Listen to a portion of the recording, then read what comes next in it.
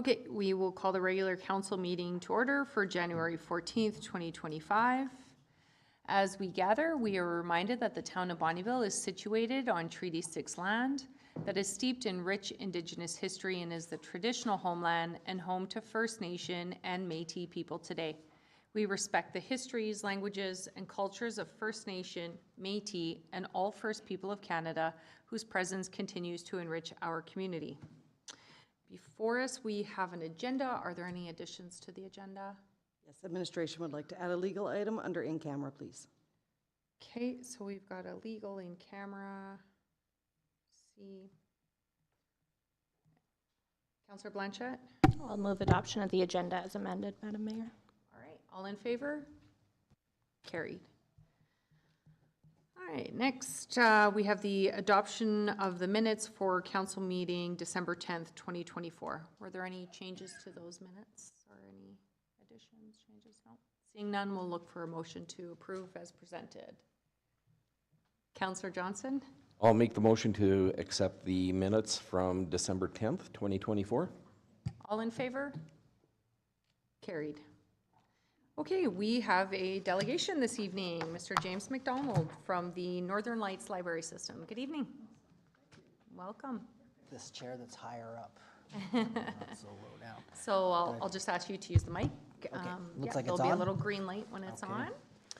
I'll give you the floor to do a presentation, and then after we can have questions or comments. Sure. Okay. Thank you for Floor is having me. I yours. appreciate it. So for those online and maybe those who don't know, I'm James McDonald. I'm the Executive Director at Northern Lights Library System. We're headquartered there in Elk Point. We're one of 7 regional library systems in the province. We serve the Northeast here.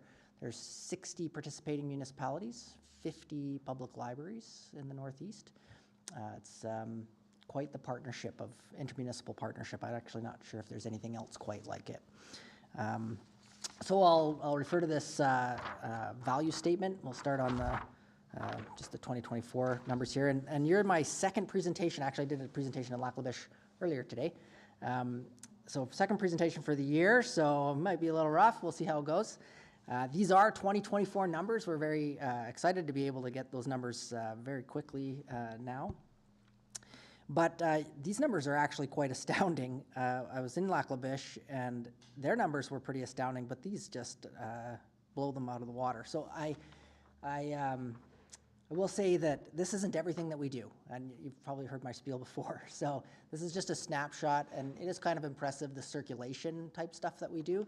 But if you have questions about other things that we do, I'm happy to point to that. It costs you about $35,000 to be members of Northern Lights. That's through a levy. Because the MD is also a member of Northern Lights, we take your book allotment. They also send you a portion of book allotment. So a lot of this money, doesn't go directly to operations. It goes to actually buying books, putting books in the collection. And because the MD is a member of Northern Lights, the library also gets a what they call the Rural Services Grant of $48,000. And so you may be spending $35,000 to be members, but because of that MD participation with Northern Lights as well, your book allotment alone is $33,000, which is pretty impressive. So I break down some numbers here. Your community circulated 9,500, a little over 9,500 electronic ebooks and audiobooks in 2024, which is pretty impressive, especially when you look at the value of that. If your residents were to just buy those on their own, it's quite expensive. This doesn't include e-magazines, our LinkedIn Learning, other electronic resources. It's just the ebooks and audiobooks because this is a pretty easy number for us to grab. I will say, and we're always adding to our electronic resources. So just this year, for example, we purchased the all comics access. So you can pretty much get any comic book you want on your iPad or iPhone or whatever it might be. But we don't have the reflection of those numbers here. You also circulated 60,000 print books went through your library, so we delivered those over the year, which is quite impressive. And your staff reached out to our staff almost 200 times through the year. I think we undervalue this. You would certainly need more staff than we estimate that as $16,000 value, but reality is it's probably quite a bit more than that. We don't want to overshoot it too. All in all, for every dollar you're investing in Northern Lights, you're getting a $1,200 for every dollar invested, which is kind of insane when you think about it. And a lot of that is because of the MD's participation. There are over 4,300 active library cards in the community. That's something. Lac La Biche, I think there was only 2,500. That felt pretty great in a population of 9,000. This is incredible. So you're doing really well there. So just a few things, some top milestones that came out of 2024 on the other side here. All the libraries across the system got new websites. So we host and pay for that and the training that goes with that. We also created a new website called Go Library. So if you go to golibrary.ca, and if you're a bad speller and you type golibrary.ca, which people do, it'll also take you there. This is a self-registration website. It allows you to register for a library card online. There's no deep verification. You get basically a 30-day trial, and you can access those electronic resources immediately. So if you're, I need this ebook so I can write this book report for tomorrow or whatever it might be, and it's midnight on a Sunday, you don't have to worry about going into the library. You can get access to that immediately. It's aimed at Indigenous communities. We use the On Reserve On Settlement grant to pay for that. Actually, when you go there, it says, what reserve or settlement are you from? And then it says, these are the 4 libraries around you. Which one do you want to join? And it's pretty straightforward. But we also took that technology and built it right into your websites. So if someone goes to the Bonnyville Library website, they can register online for a card and get that instant access as well. And some other great milestones, we welcomed Kahiwan Cree Nation as a member of Northern Lights just at the end of 2024, and they've formed their own local library board, which is fantastic. They join Elizabeth Métis Settlement, which will be opening their library here very shortly. We appreciate Bonnyville's help there. It actually all began with Bonnyville Public Library and I going out to their school and doing a presentation. So it was really exciting to bring them on. And Frog Lake has been up for several years, and Fishing Lake is working on a bylaw for a local library board, which is really impressive. Frog Lake was the first locally run library board in an Indigenous community in the province. And Northern Lights region, we're very proud to say, has essentially 4. I think there might be 1 other in the province. So we're doing some good work there. We're really excited to bring them. We also welcomed Art Smith Aviation Academy as a contract. So we're starting to branch out. They're not a member, they're a school library, and so we deliver books to them. They use the library system. And it's just a nice partnership. All those kids will have public library cards and get immediate access as well. So that's exciting. We did that in 2024. Some great things coming forward in 2025. Seems a little silly, but wireless printing, this is a big one. What happens right now is people come into the library, they love to print at the library. It's a great resource for the community. But often it's on their phone or their laptop or whatever it might be, and how do I get that to the printer? And they usually email the library staff, and so the library staff know everything about everybody in the community. Well, their medical problems, their taxes, their whatever it might be. So now they should be able to print wirelessly from their phone or whatever it may be. So it gets some added privacy there, but also some cybersecurity going on there as well. You can actually print from home and then go to the library and pick it up. So it's pretty great. We're also going to roll out a whole new interface to the library catalog. This is really exciting. There's some cool new technologies there. One of the concerns I have, of course, is that other systems that have rolled this out in other parts of North America have seen like 20 or 30% increase in their usage, right? So we already deliver 800,000 books a year. So if we see 20 or 30%, that's a problem we might have to tackle, but it's a good problem to have. And then we're also working on a shelf-ready pilot program, which is essentially means that we do all the cataloging in-house in Elk Point. We do all the stickering of the books and getting all those ready. And we're looking at ways we can outsource some of that just to increase the speed and to reduce our costs. So that's also happening in 2025. We're gonna pilot that. I've put in a few stories here. I'll just let you read those, but we welcome a new library manager here in Bonnyville. I met with Jill the other day and the board, and It looks like you got a great new library manager there, and Nicole Laborie was fantastic as well, and we're excited for her to move on in her career to Portage College. So she was great for the system. One of the things that also happened this year is we've been meeting with all of the library systems, about some local advocacy in the province for better funding, better bandwidth from the province, and with Public Library Services branch. And so those conversations have been really great. So it's nice to be able to have this partnership across the province and keep our voice kind of the same, right? So our message the same. So, and that paid dividends in 2023 when we did get a bit of an increase from the province in 2023. So yeah, any questions, concerns, thoughts? Any questions from council, comments? Sure. Yes, thank you, Madam Mayor. I just want to tell James and his team thank you for all the successes over the last couple of years and the initiatives for 2025. Just want to commend you and your team on your financial position and the steps that you're taking to get there. Again, being a member or a representative from the town, I see it firsthand and just wanted to congratulate all of you for an excellent job. Oh, thanks, Councillor Schern. We really appreciate that. Any other questions, comments? James, just for my knowledge, Art Smith Aviation Academy, is that in Cold Lake? Cold Lake, yeah. Oh, okay. Yeah, Cold Lake, Yeah, oh, okay. on the base, yeah. Okay. So they were sort of a public library at one point, connected to the Cold Lake Public Library. I'm not sure how it all got set up, but the base kind of came in and said, no more public library. And so we were able to have some conversations with the school district and say, hey, there's potential partnership here. And it's worked out beautifully. I think it could be a model for other school districts in the region. Other systems have school districts that are not members but have contracts with them or are members. But it really just, I think it's a win-win for the students and for the public library system. So, yeah. Yeah, thanks. I really like on your top 3 initiatives, the wireless printing. Yeah.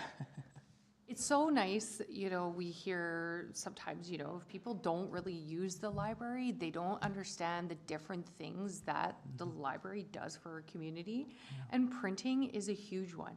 I had somebody not long ago try to open a document and send it. And when I was talking to him, he actually said, I went down to the library and I was trying to do it. Yeah, that's awesome. So, great initiative on the part of your team to notice that many people in the community use the library specifically to print out a resume, like you said, taxes, all those important documents. Medical documents, everything. Yeah, they don't have that technology at home, so I really like that when I saw that. So thank you very much. You're very Yeah. welcome. I think it's going to make and in fact, thank you to Bonnyville Public Library who piloted this in 2024 for us.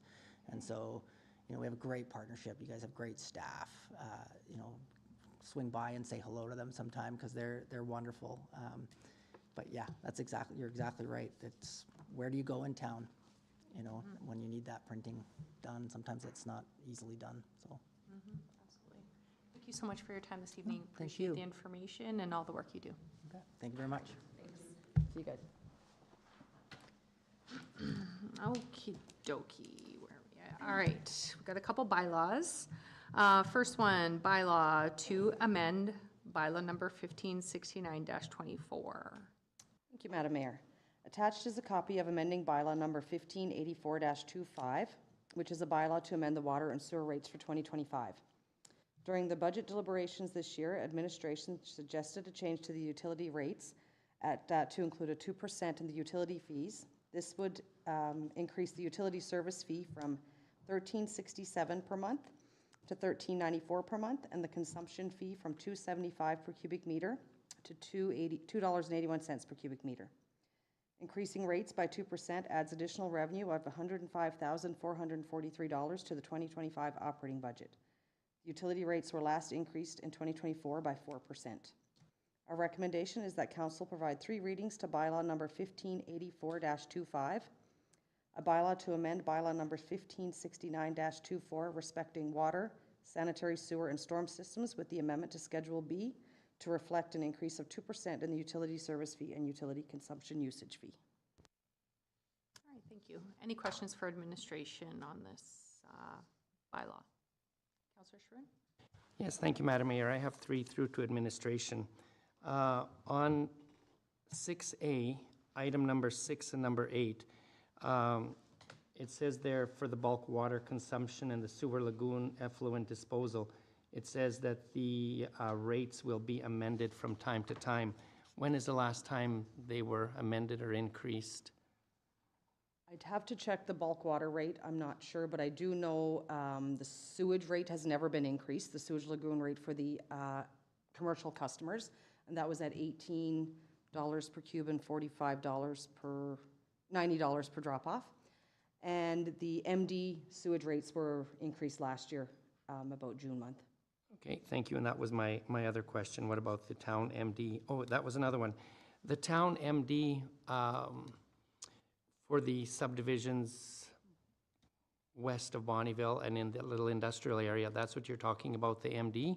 No, that's the water rate. The sewage lagoon MD rate was adjusted last year. The water rate has not been adjusted since the agreement's been signed. Okay, and when is that up for renewal again? I'd have to look at the agreement. I haven't looked at it in the last year. Okay, thank you. You're welcome. Any other questions? All right, seeing none, we're looking for 3 readings to pass this bylaw, please. Councillor Krishner. Thanks, Madam Mayor. I will introduce and give first reading to bylaw 1584-25, a bylaw to amend bylaw number 1569-24 respecting water, sanitary sewer, and storm systems within the amendment to Schedule B to reflect an increase of 2% in the utility service fees and utility consumption usage fee. Okay, thank you. All in favor? Sorry.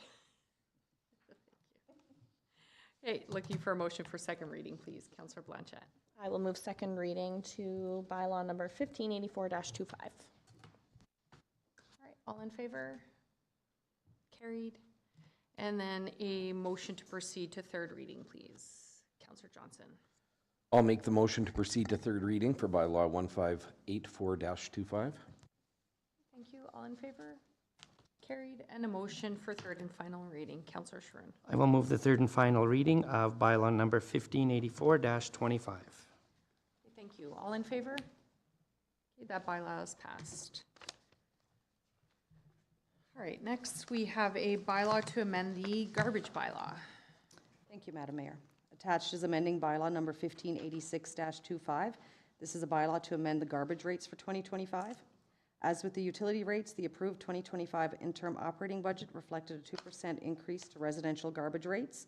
This would increase the garbage fee from $13.96 per month to $14.24 per month, and an extra cart fee from $10.06 per month to $10.26 per month. Increasing the rate by 2% adds additional revenue of $9,082 to the operating budget, and the garbage rate was last increased in 2024 by 4%. Our recommendation is that council provide 3 readings to bylaw number 1586-25, a bylaw to amend bylaw number 1561-24 to regulate the collection, removal, and disposal of garbage, refuse, and other waste, with the amendment to Schedule B of bylaw number 1561-24 to reflect a 2% increase in the garbage fees. Okay, thank you. Any questions for administration on this bylaw? Okay, again, we're looking for the 3 readings to pass this bylaw if we are in favor. Looking for the motion for first reading. Councillor McAvoy. I will move first reading of bylaw 1586-25, the bylaw to amend the garbage rates. Okay, thank you. All in favor? Carried. Motion for second reading, please. Councillor Langridge. Thank you, Madam Mayor. I will move second reading of the bylaw. Thank you. All in favor? Carried. And a motion to proceed to third reading, please. Councillor Kushner. I give you the motion to proceed to third and final reading. Okay, thank you. All in favor? Carried. And a motion for third and final reading. Councillor Blanchette. I'll move third and final reading, Madam Mayor. All in favor? That's carried. All right, that bylaw is carried. All right, next bylaw, transportation of dangerous goods route. Thank you, Madam Mayor. After council approved this bylaw on September 6th, administration submitted it to the Minister of Transportation for final signature. The Minister's office then sent it back with additional revisions that were not included in the approved bylaw. The additions provided by the Minister have been included in this bylaw and are as follows. Section 7 specified that parking is allowed at permitted storage locations. Section 8 states that any person responsible for spillage shall be deemed in violation of this bylaw. It also clarifies that the responsible party must immediately notify the town of Bonnyville of any spillage. And then in Schedule B, it clarifies and prohibits vehicles stopping, parking, or being left unattended that are carrying dangerous goods. So the recommendation is that council provide all 3 readings to bylaw number 1583-24, the transportation of dangerous goods bylaw. All right, thank you, Brad. Any questions for administration? Councillor Schroen. I'll just ask one. Under section 7, it says as permitted storage location. Where would that be? I think it depends on the goods. It depends on what they're carrying. One example would be a gas station. Okay, thank you. Councillor Johnson? Thank you, Madam Mayor. Through to administration. Just one clarification. So under section 7, they suggested to update permitted location. That doesn't change what's currently in the bylaw to comply. Pardon me here. Refuel, repair vehicles, compliance with a valid permit. All of those stay the same in the bylaw. Yeah, that's correct. It's adding to the existing bylaw, so that is allowed in the current bylaw. Okay, perfect. Thank you. All right, thank you. Any other questions? Councillor McAvoy? Just through to administration. This bylaw is 1583-24. Should that not be 1583-25? This bylaw was done in 2024, drafted to send to the province. They approved it in 2024, but it was after the last meeting of council, so that's why the bylaw stays as 1583-24. Okay, thank you. You're welcome. All right, if there's no other questions or comments, we are looking to pass this bylaw, all 3 readings this evening. I'll look for a motion for the first reading. Councillor Schroen? I'll move with the first reading for bylaw number 1583-24. All in favor? Carried. Motion for second reading, please. Councillor McAvoy? And I will move second reading of bylaw 1583-24. All in favor? Carried. Motion to proceed to third reading, please. Councillor Johnson? I'll make the motion to proceed to third and final reading for bylaw number 1583-24. All in favor? Carried. And then a motion for third and final reading, please. Councillor Blanchett? I'll move third reading. All in favor? That's carried. All right, that bylaw is passed. Next, bylaw, animal control bylaw. Thank you, Madam Mayor. Joe? Last spring, administration had proposed changes to the penalty section of the animal control bylaw in order to make pet owners more accountable for their animals. Upon reviewing the animal control bylaw, there was a need to update some other sections of the current bylaw. And the administration has updated the animal control bylaw along with the penalties, fees, and charges. And this updated bylaw would replace the existing animal control bylaw 1459-17 and its amendments. Numerous sections of the old bylaw have been updated. One key issue is the changes intended to make pet owners more accountable for their animals. It's a recommendation that council provide all 3 readings to the animal control bylaw number 1585-25. Thank you. Any questions for administration on this bylaw? Councillor Blanchett? Thank you, Madam Mayor. Through to administration.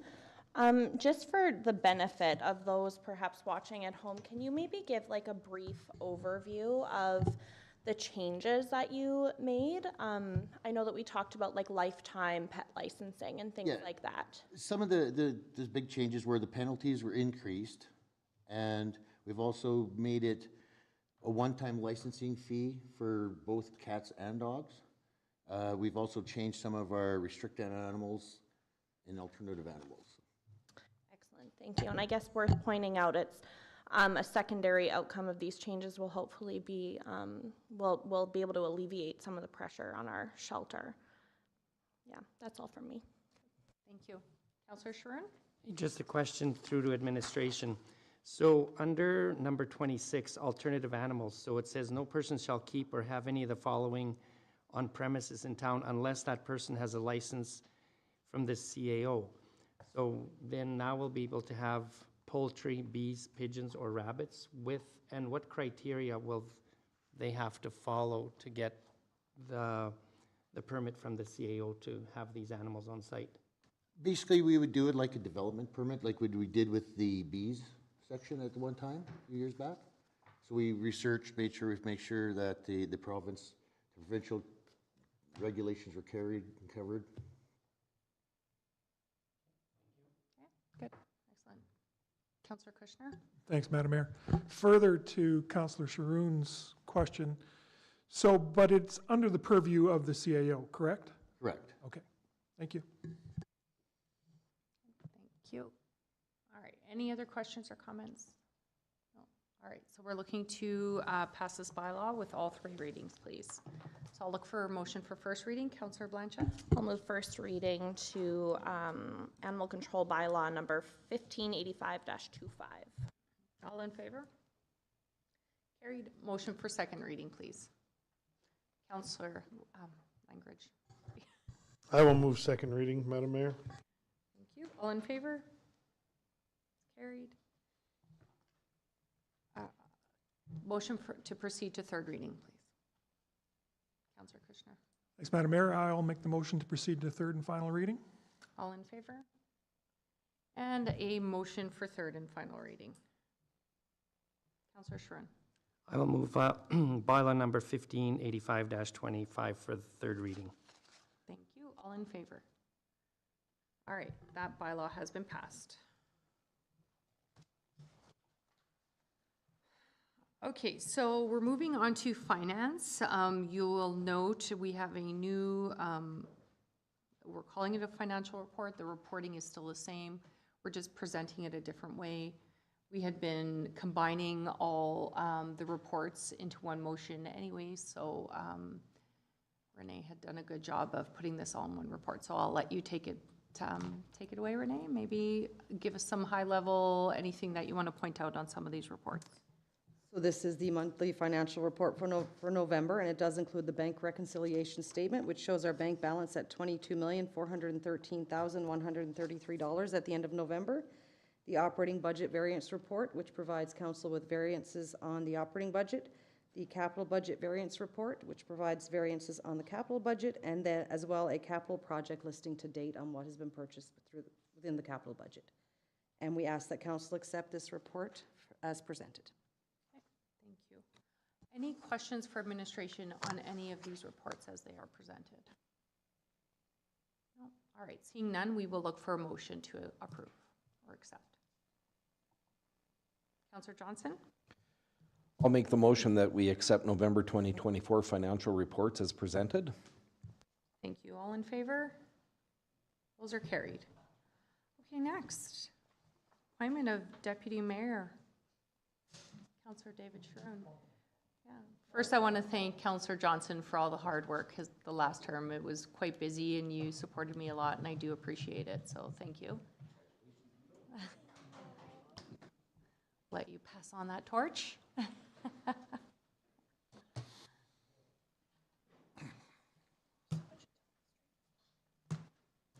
straighten your tie.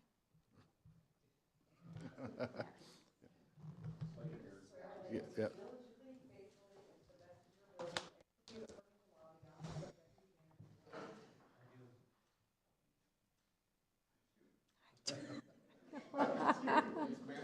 I do. Keep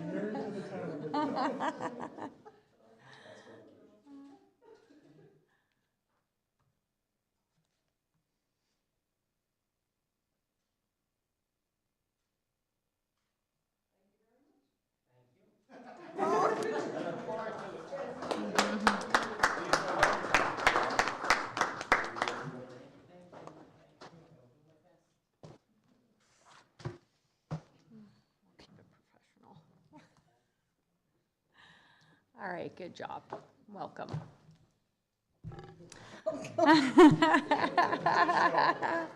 Welcome. Yeah, exactly. Yeah. All right. Okay, next, sponsorships and donation policy. Thank you, Madam Mayor. During the 2024 year, Council approved various policies with regards to funding requests that are received by the town from individuals and community organizations. These policies became effective January 1st, 2025. As such, policy number 22FN083, the sponsorships and donations policy, and policy number 22FN085, the community grants policy, can be repealed. Our recommendation is that Council repeal policy numbers 22FN083 and 22FN085. Okay, any questions for administration on this? Okay. Councillor Johnson? Yeah?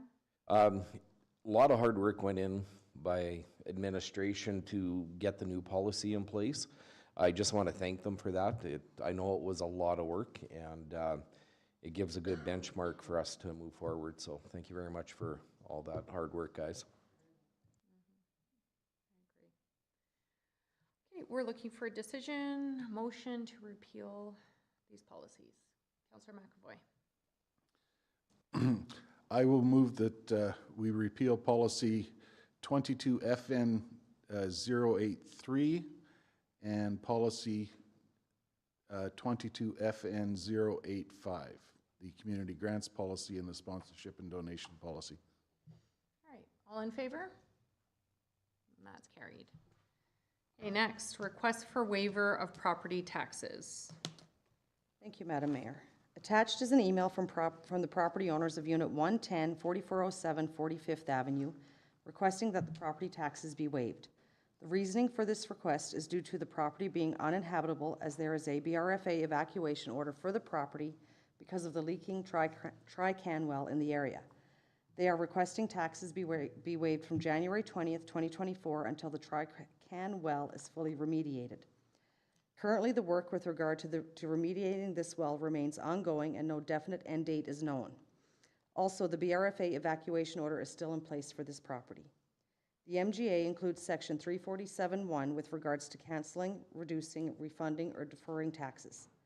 As the timing for completing the well remediation is unknown, nor has the BRFA evacuation order been rescinded, administration would recommend that Council approve the request to cancel the municipal portion of the property taxes from June 20th until the BRFA order has been lifted. This would equate to a total reduction in taxes of $1,212.60.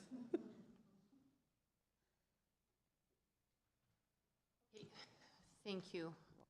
Any questions on this request?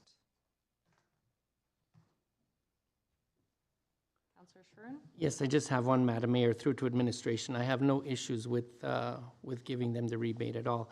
But I'm just wondering, because of the relationship, are we able to charge that back to Orphan Well Servicing for that portion of taxes? No, we cannot. Okay, thank you. Okay, any other questions or comments? All right. Are you going to make a decision? Yeah. Oh, I just want to make a comment. Will we be notified from the BRFA once that's being lifted? I just want to make sure that, depending, I guess, on the request for decision, that information, that we're sharing that information and it gets back to the homeowners and us at the municipality. Yes, we will request that from the BRFA to ensure that we can have an end date for when the cancellation for 2025 for the municipal portion would be rebated. Okay, thanks. Councillor Blanchette, sorry about that. That's okay. I will move the staff recommendation that council approve the request to cancel the municipal portion only of the property taxes for roll number 002-13510 from June 20th, 2024 until the BRFA evacuation order has been lifted. Thank you. All in favor? Opposed? Carried. Okay. Okay, committee reports. We will start with Councillor Johnson. Thank you, Madam Mayor. Going back to December 18th, I attended the Kahiwan Language Nest grand opening with Councillor McAvoy. Very unique program to teach youth the Cree language, and they find as time is going on, they're starting to lose the language, so they want to start teaching the youth because they catch on so much quicker, and it's a very hard language to learn. And they're actually being mentored by Indigenous leaders out of New Zealand who are running the program there. And some of the program facilitators were actually in New Zealand to learn from them how they're doing it there. So a very exciting program. It's great to see it move forward, and I'm excited to see them retain the language. And then later on that day, I stopped by BCHS Santa's Elves. I just wanted to give a little update on that because I know we support it as a council. This year, they supported 193 families, which worked out to 480 children that they wrapped presents for that night. So that's a big number in our community. So big thanks to the entire community and everybody that showed up for the wrapping party and donated toys for that. On December the 19th, I was at a meeting with council, and then I attended the Ernie Isley King Charles Medal presentation in the afternoon. December 23rd, recorded a Christmas greeting for Lakeland Connect. December 30th, I had a Teams meeting with Covenant Health along with the administrator of the hospital and members of the Youth Mental Health Collaborative about funding moving forward. January 9th, I attended the FCSS Mental Health Night, and I was able to participate as a wing judge, so that was a lot of fun. January 11th, I attended the Malenka celebrations, and hats off to Deputy Mayor Sharoon, who still can bust a move like anybody out there. So, and last night I had an Ohana Center meeting, and that's all for me. All righty, back to December the 11th. Attended the joint council meeting at Canuso Ridge with some of the other municipalities. On the 13th, the staff Christmas party. On the 16th, the Alberta Winter Games meeting. Things are coming along nicely. We've got 2 full-time staff in the office now. And the office is set up at the Centennial Center on the 2nd floor. And pretty soon you'll start to see a call for more volunteer positions and whatnot, but things are moving right along. And then that evening, took part in the judging for the Christmas light contest. On Tuesday, December 17th, the GNP meeting. On the 18th, we had a meeting in the morning about new police legislation. We attended a webinar on some of the new changes that the province is going through in regards to police committees and looking at regionalizing them, which there'll be more coming out of that shortly. Then it also attended a meeting on the 19th and took part in the Ernie Isley award ceremony here on the 19th as well. On January 6th, the police committee meeting. On January 7th, a library meeting. And that's all for me. On November 28th, I attended the virtual Alberta Munis Outstanding Resolutions webinar.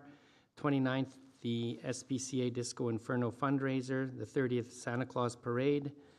December 3rd, open house for the budget. On the 4th was our budget workshop. The 13th was the town Christmas party.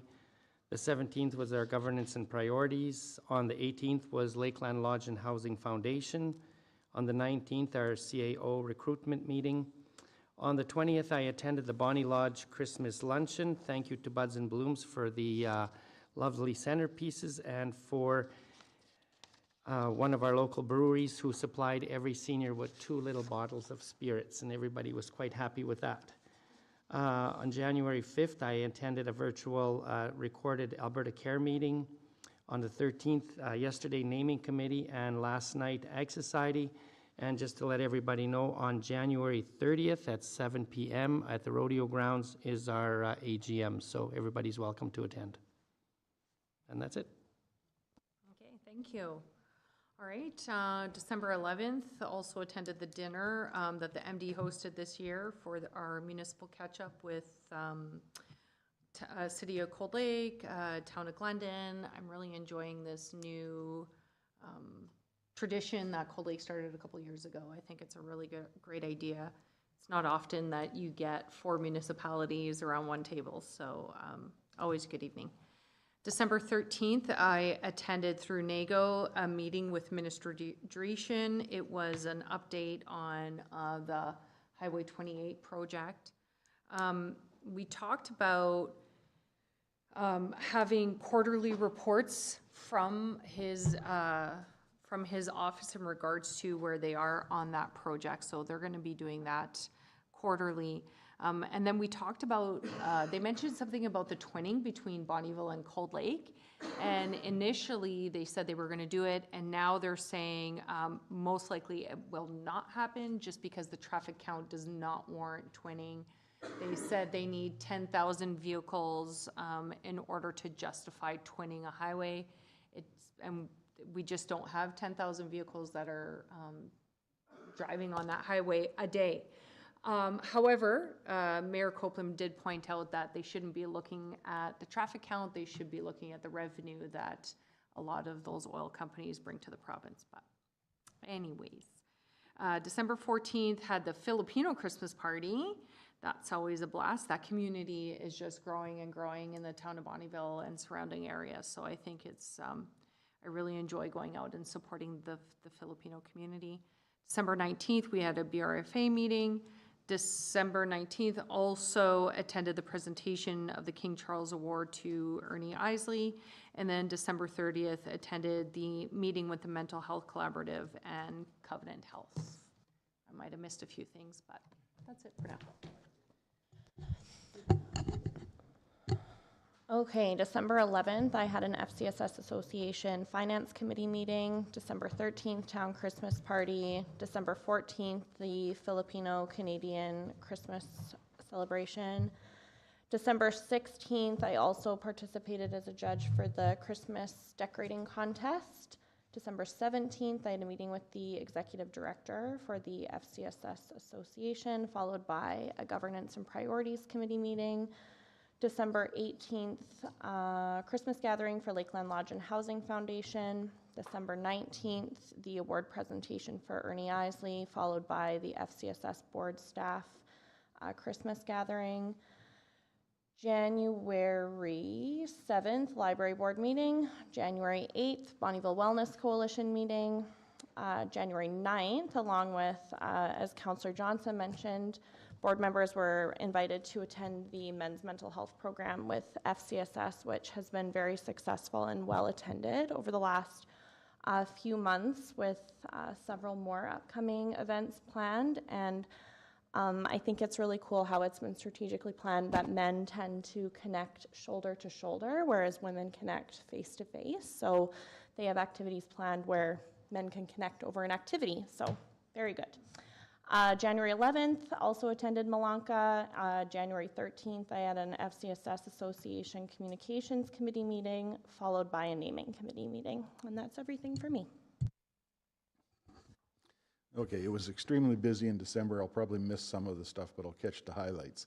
The joint council meeting December 11th with our partner communities.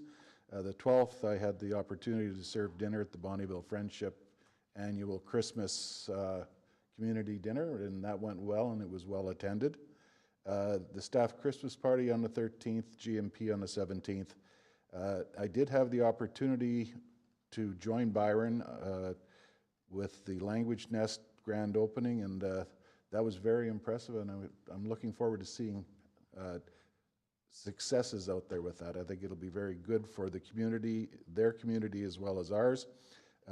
Also that day, I attended the Lodge and Housing meeting and their annual Christmas party. On the 19th, I did the BRFA board meeting, the CAO recruitment meeting with the rest of council, and then the Ernie Isley medal presentation. On January 11th, I joined council in our support of our famous dancer, Deputy Mayor Sharoon, at Malonka. And I'll pass it now to you, Phil. Thank you, Councillor. All right, December 11th, I went to the joint council meeting. It was good to hear their challenges and their successes from all the different communities. It is definitely worthwhile, like you said, Madam Mayor, to go to that. Staff Christmas party on the 13th, 14th, Filipino Association of Alberta Christmas party, which I had to leave early because my belt broke. So I think that might be a clue, maybe I need to lose some weight. December 17th, governance priorities. December 18th, community policing info session on changes to policing legislation, along with Councillor Langridge and our interim CAO, Renee Stoyles. So there'll be more information of that coming forward. December 18th, a LICA meeting. December 19th, a BRFA meeting. And they're starting to do some really good changes over there. Our CAO, Darren Sandbeck, is here. They're implementing a records management system to track fire division assets. We're creating a new regional deputy fire chief position to enhance support to our regional stations. We're also developing a emergency coordination center. And then we also are implementing our NG 911 moving forward. And we also did we put out to all of the people who are part of BRFA, which is 911, EMS, and the fire departments, for a naming of the, well, for lack of a better word, the old Capella building. And the winner was Cassidy Burgess. She's from our EMS division. And the name of the building out there will be now called North Star. And I'll give you a little blurb of what she thought it was. The North Star is significant and it is often referred to as the star that does not move. I feel that emergency services act an immovable force that will always be present to guide and help in all times. In wayfinding, people look to the North Star, and when people in the community need direction or help, they look to us. So I think it's quite fitting. We went around on that, and I think we picked a good one. The 19th, as well, December 19th, went to the Ernie Isley presentation of the King Charles III Coronation Medal, and that was presented by MLA Scott Sear. December 23rd, the Lakeland Connect Christmas video here in Council. January 6th, community policing. January 7th, naming committee for the new fire hall, along with the rest of the group. January 7th, Unicor executive meeting. January 11th, Malonka, Ukrainian New Year's party. Glad to see that Guido could still bust a move, just make sure he doesn't bust a hip. And then Unicor meeting yesterday. And one of the things that came up here was we got a request from Pathways Alliance for a new proposed pipeline, one of 18. So it's the Unicor trails, we always have crossing agreements with the different organizations. So it's really good to see Pathways Alliance is moving forward. If they're already doing that and asking us for crossing agreements, that's a really good sign that that's moving forward.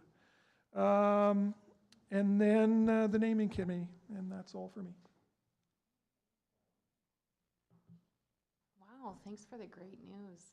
I'm really looking forward to the new building and the North Star. So congratulations to the BRFA, especially the staff member for that creative name. And I love the meaning behind it. And I'm really looking forward to seeing it grow and flourish. So thank you for sharing that. Okay, correspondence, we received an email from Four Wing, just expressing their appreciation for our support of the 2024 Cold Lake Air Show and our continued support of Four Wing and all the community projects that they do there, and they look forward to working with us in the future, as do I. Okay, and that's it. Any questions?